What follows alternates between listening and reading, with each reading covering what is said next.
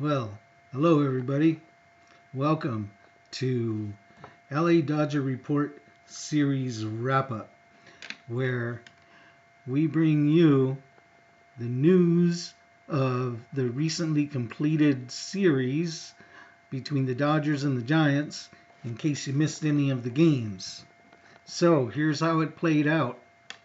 The Dodgers ended up taking one of three up in the Bay, and the first two games were not very pretty at all. As a matter of fact, if you missed them, you'd probably be happy. And you'd be the only Dodger fan that was happy because those first two games were ugly.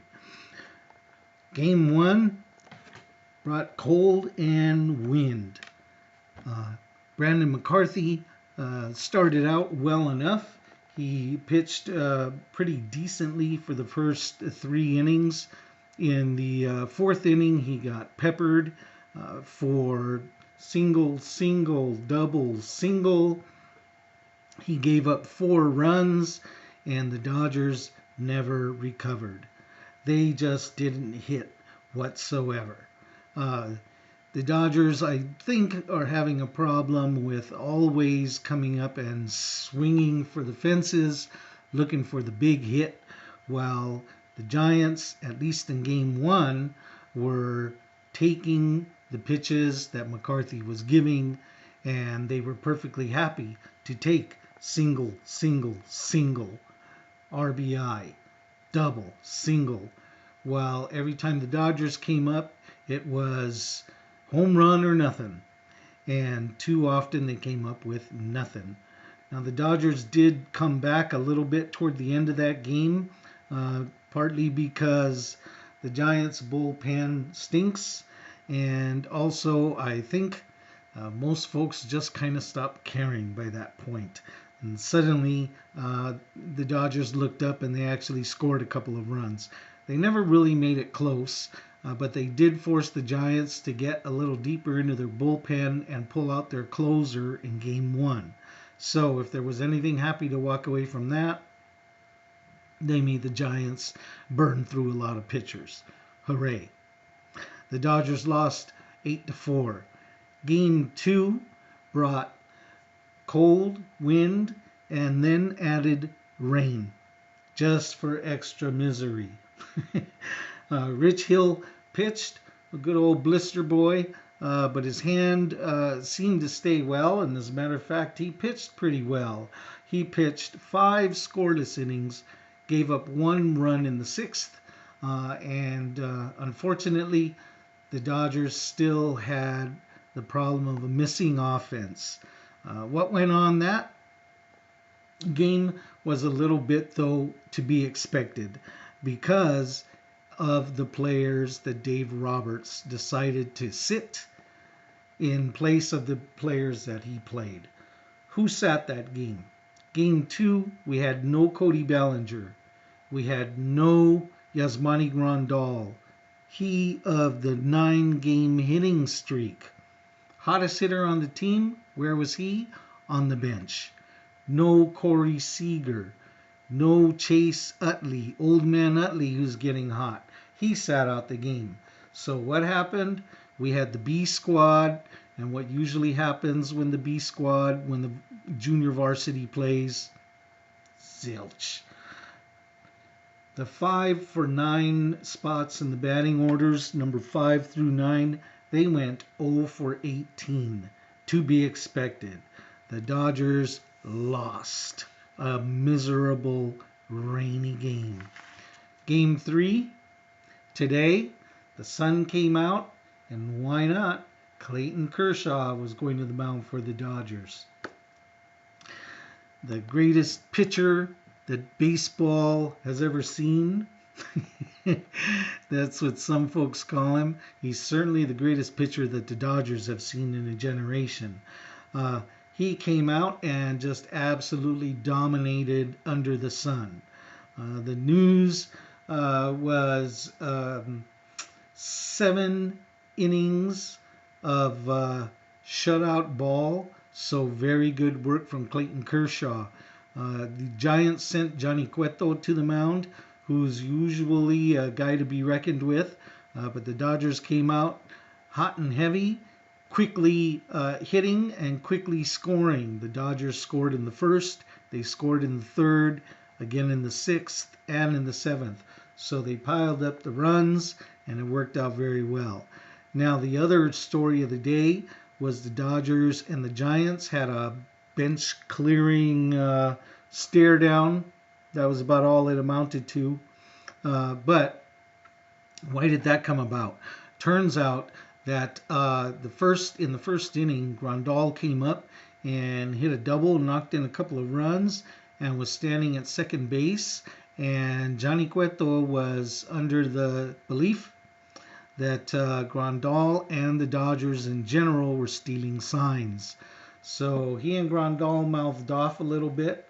Later on in the third inning, Grandal came up again, and Cueto threw one right by Grandal's noggin.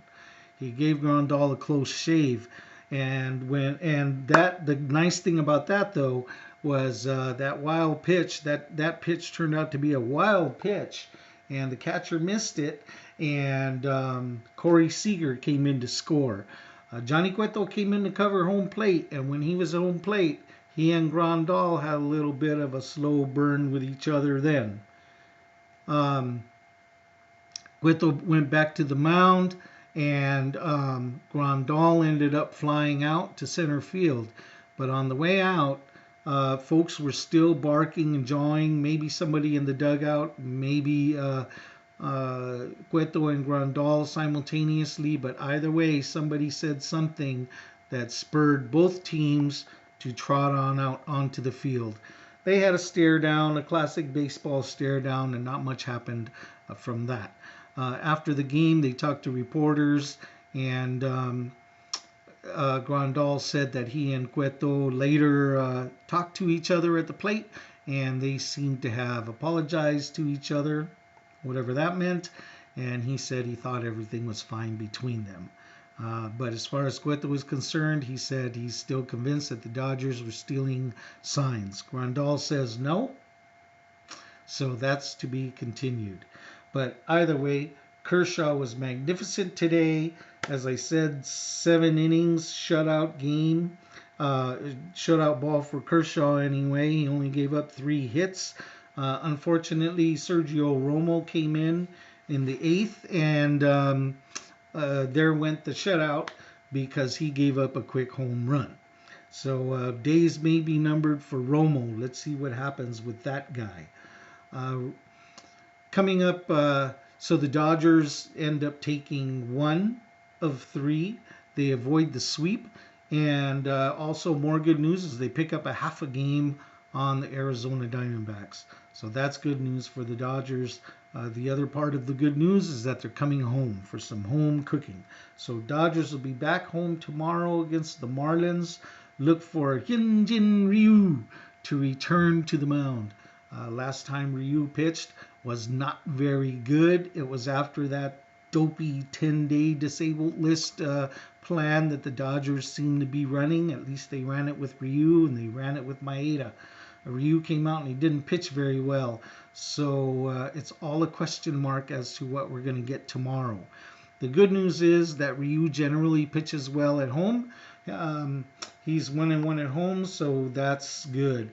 He's going to be going up against Edison Volquez, who also brings us more good news because Volquez has not won a game yet this year. So right on, Volquez, keep up the bad work, and we're hoping that you don't win again tomorrow. All right, here's a prediction for the series. I say keep an eye out for young Chris Taylor, who's heating up. He had a home run in the rain game against Frisco, and he had a couple of RBIs in that series, and I think he's heating up at the right time. So look for that. Also, before I forget, just to give you a quick hero and bum of the series. The bum of the series is going to be Co-Bums, Dave Roberts, bum, for sitting all those bats in Game 2. Especially after losing Game 1, you don't sit half of your team, and send out the JVs, and especially with a questionable pitcher.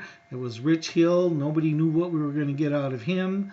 We knew we were going to need some runs, and yet he sat them all, including, once again, as I said, he sat the hottest batter that there was.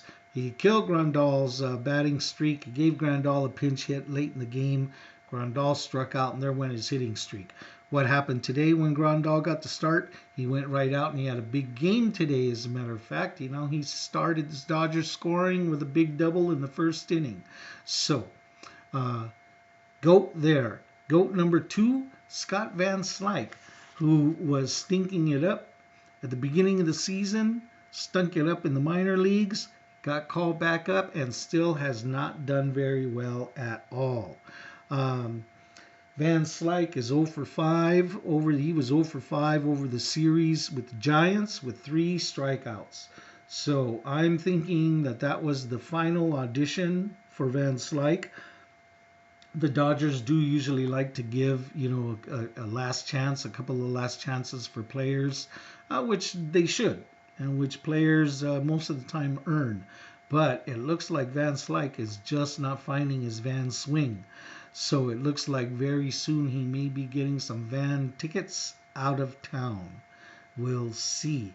So those are the co-bums, and we have co-heroes of the Giants series. Hero number 1 is Grandal, Yasmani Grandal, continuing his hot streak. He came up today, very well over the series. He had a couple of doubles. He had 3 RBIs. He did very well. And the other co-hero is, of course, Mr. Kershaw, the greatest, at least, of our generation. So, thanks for watching. We'll see what happens with the Dodgers versus the Marlins. And as always, go Dodgers, right? All right, go Dodgers. We'll see you. Peace.